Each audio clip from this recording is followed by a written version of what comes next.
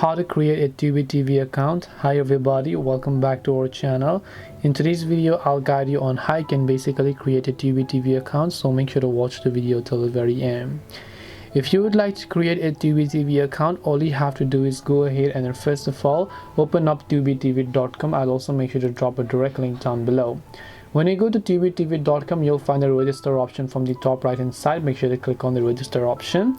As you click the register option, over here you'll be able to see all those details. So you can choose to register via your email, your first name, your last name, your password, confirming the password, and so on. But you can also choose to register via Facebook or Google. So after you've done this, you can simply enter the password, verify your email, and your account will get created. Or you can select register via Google option here and then just select your Google account. Once you actually select your Google account over here, you'll be able to go ahead and then actually sign in to your account.